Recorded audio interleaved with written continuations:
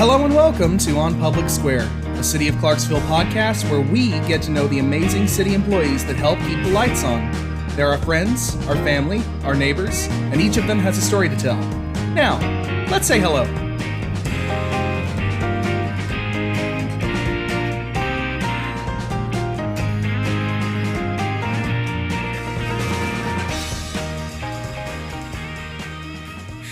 Hello, and welcome to another episode of On Public Square. As usual, I'm your host, Casey Williams. We are down a Jimmy today. He had a little bit of car trouble, but I promise we're going to get Jimmy back in as soon as we can. Jimmy, if you're listening to this, hope your car is doing all right.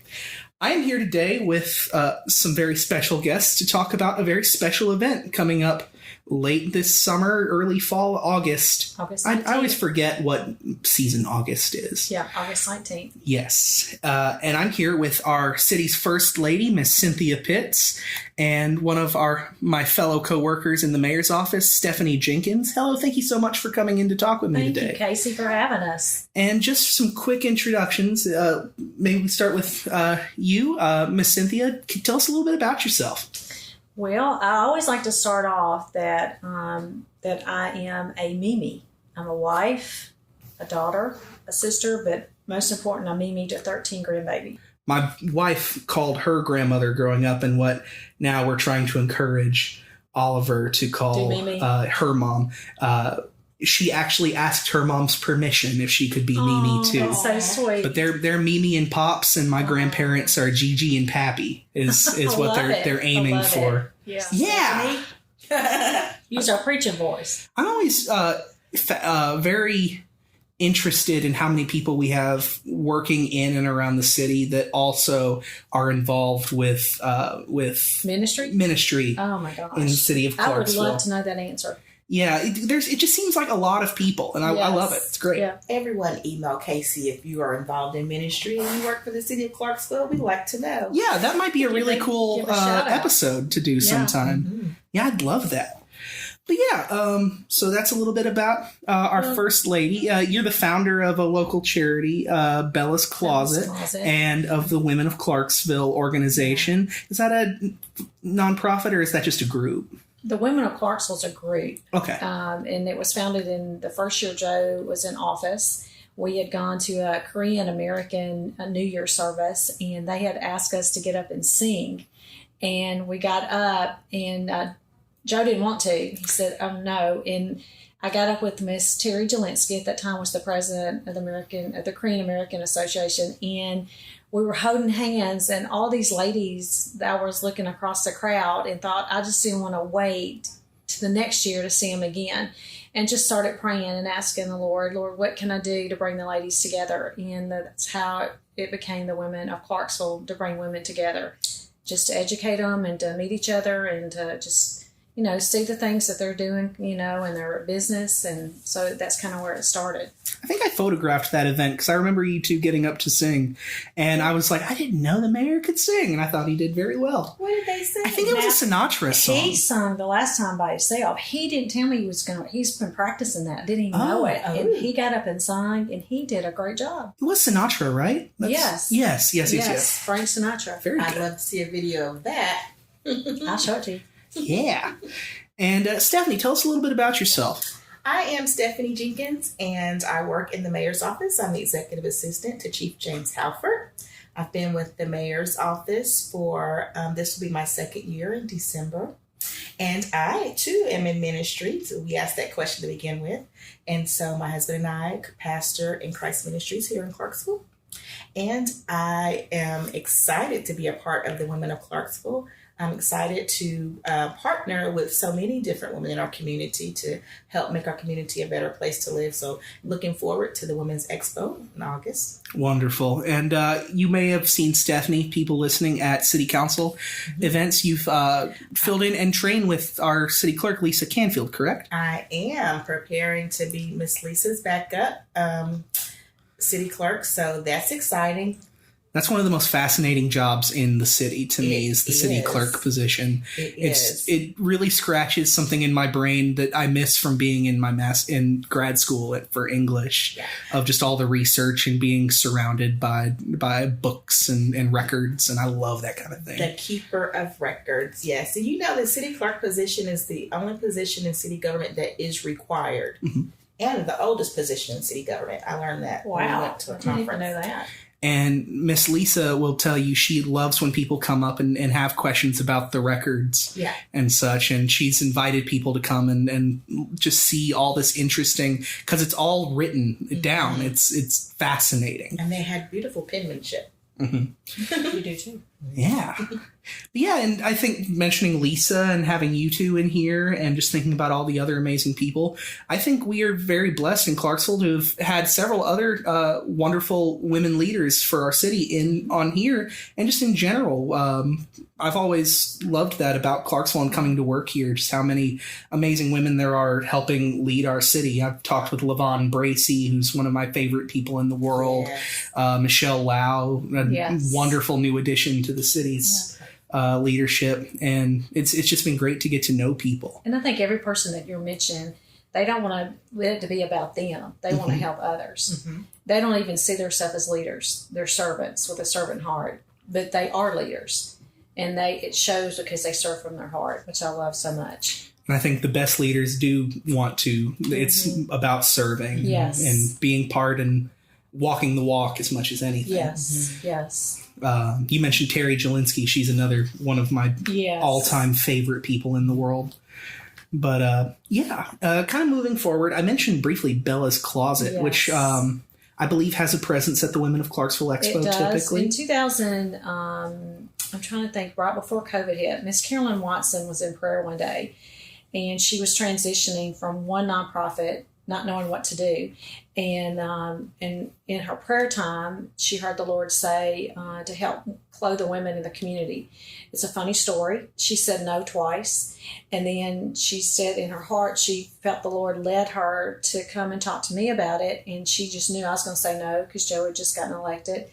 And but I went into prayer too and just felt this is what God wanted me to do. And so I stepped out to help her actually start. And it just, from there, we didn't know what we're doing, Casey, honestly. But we knew God had a mission for us to step out and do something.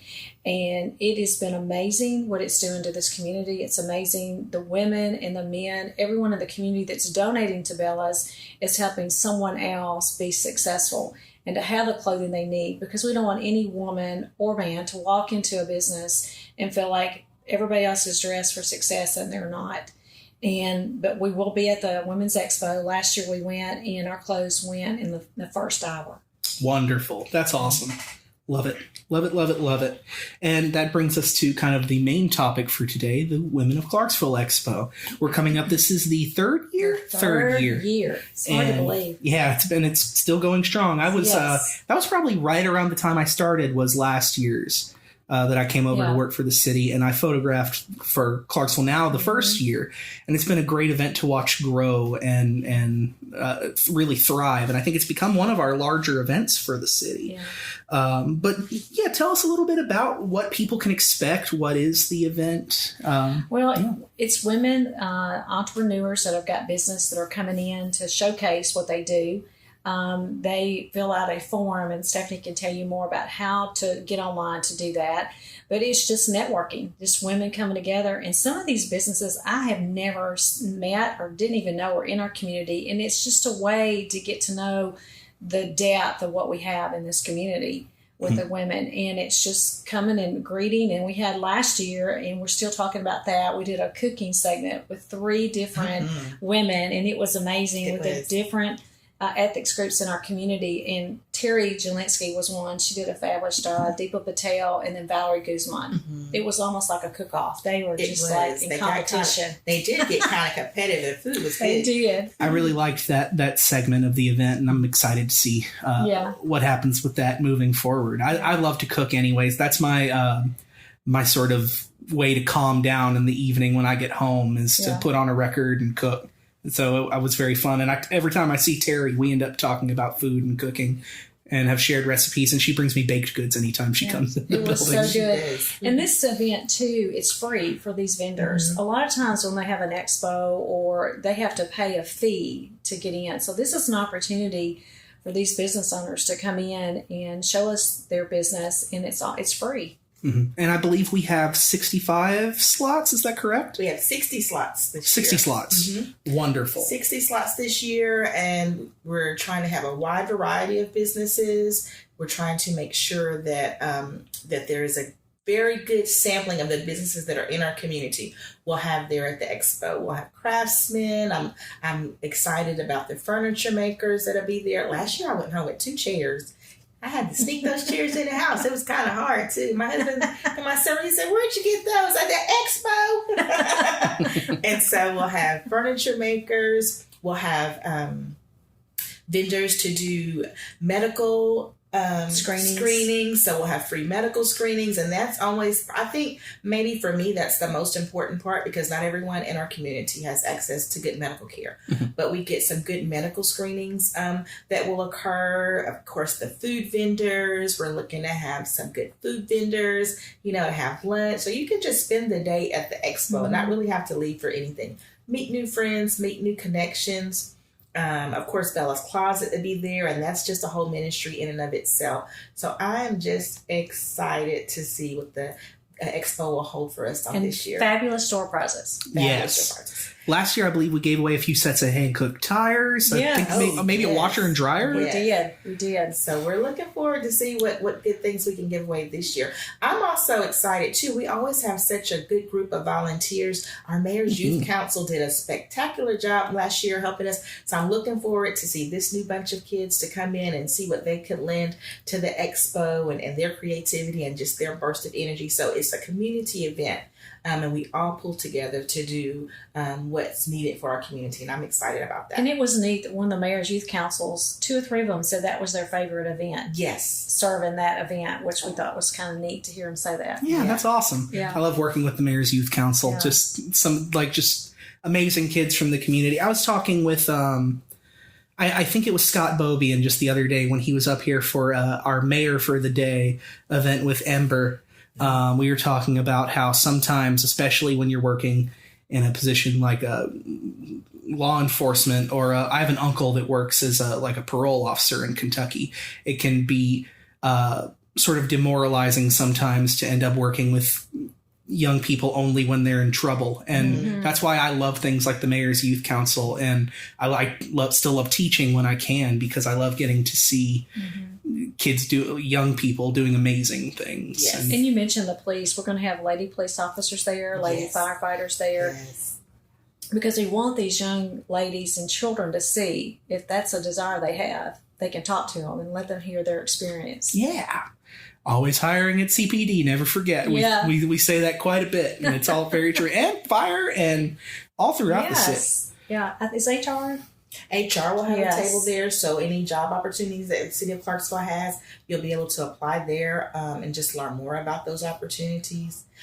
CFR and CPD are recruiting, so I was hoping they'd do like a little competitive something or other. We'll see what we can get. We can get Chief and Chief to go head in something. Yes. I want them to host one of these events one day. They crack me up together. They are a hoot. Yeah. But that's awesome. And people can come out, do some shopping, enjoy some entertainment, some workshops. I believe there were some gardening workshops last year as well. Yeah, and we're still kind of playing around with that. We talked about that in one of our meetings. So that is still out there. So we're hoping to probably pull something in for someone to be doing that. Yes. And if you are interested in being a vendor, we do have an online application, which I will link to this episode. This one should be out this Friday. We're recording this one pretty close to when it will go out. But if you're interested in being a vendor, there's, I think, still some spots open. So make sure you get on there and fill out that application. And whether you're a vendor or not, please be there. It's going to be a great time. And the parking's going to be better this time, right? Yes. Yes. We got a plan for that. I know. Yes. It's such a huge event. I know last year parking was one of the challenges for the event. And it's a good challenge to have, having to find a way to get everyone there. But we will be putting out parking information very soon after this, I imagine. Will we be using buses again this year? Do you know? Yes, we will. Wonderful. Yes. And of course, we have new sidewalks over in that area, which definitely helps as well. Exciting. Yeah. So a lot easier to get to Liberty. Yes. We'll have more parking spaces right there at the Women Rudolph Event Center this year. We're going to structure things just a little bit different, so we're not taking so many spaces. So just come on out and just get involved. Don't miss it. Yeah. It's going to be so much fun. It is. What's your favorite of, do you have a favorite memory or thing that happened at one of the last two events? I would say one of my that I will never forget is the first Women of Clarksville event. A young girl came, of Levon Bracey's friend. She just kind of encouraged her to come, and we were doing free screening that day. And they did her screening, and come to find out she was just like, her blood was very, very low to the point where they sent her straight to the emergency room. And they said if she would have had a wreck, she would have bled out. And so when I think about that story, I think about, could she have gone to I don't know the history of that, if she could have, but I'm thinking the things that we offer for the ladies that come, it helps them, to get, and then the ones that have won the door prizes with the washer and dryer and the tires, just the fun event of just seeing women meet each other and come together. And the networking to me is the biggest piece, because we meet ladies for the first time and we meet them through their application and then be able to see them when they get there. But it's just bringing everybody together. Just it's what our community is. It's just to bring everybody together, just to get to know each other and to encourage. Because if someone's out there doing a nonprofit or they're doing a business or they're having something, and that's just a way for them to network and to help them grow in what they're doing. And there's some truth to it's about who you know, and this is the kind of thing where you can meet people and get to know who you need to know. And I'm right there with you on the importance of the health screenings. I know you said that too, Stephanie. I think that's a wonderful opportunity and service to be able to provide to people. Because like you said, not everyone has regular access to that. Like and then you might last hope, year we did the driver's license with a star. Now that was going to be my favorite thing. Yes. Is taking my daughter to get her ID card and to get the star on it, and just the conversation that we had with the gentleman that was in there in the big bus doing all of this, and she was just excited. And then the other day she said, next year when I volunteer at the expo, I'll have my driver's license. So there we go. That was an exciting thing. So one-stop shop. One-stop shop. That's great. I love that. So still liking driving a little bit later? I don't know. She's liking it. I was talking with a friend of mine whose daughter just got her license, and I was really surprised to learn that so many teenagers currently put it off. Like his daughter is almost 17 and has just been like, I don't really, I can get a ride if I need to go somewhere. I'm like, I don't understand. I was there that morning, the moment I could get my license, and I don't think my parents saw me for a week. Well, Karma has put it off, and we tried to show her, and she was like, no, I just want to take the classes. So she'll be finished her classes at the end of this month, and by August 19th, she'll have her driver's license. That's awesome. Well, congratulations for that. And we're doing breast screening too. That's an important one. Yeah, that is very important to make sure that you are up and that you keep current with your self breast exams yourself, but that you continue to make sure that you have your mammogram. So that's huge.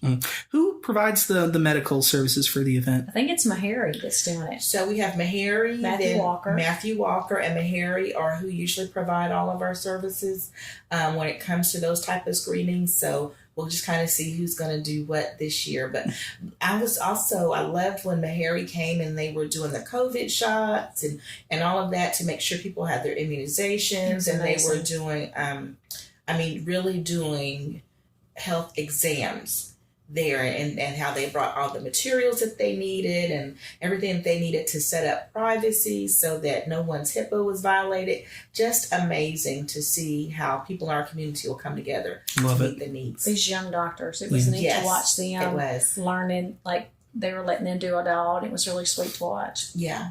Yeah, you can't beat Clarksville for people coming together to help one another. We're very fortunate in Clarksville to have a lot. We were talking about Yay Pack just a little while ago before we started recording, and I just think of all these amazing, but also a woman-led nonprofit. Sherry is incredible over at Yay Pack. Yes. And we're just very fortunate in Clarksville to have a lot of people who do a lot of good just because they want to. Yes, to have someone else. Yes, love it.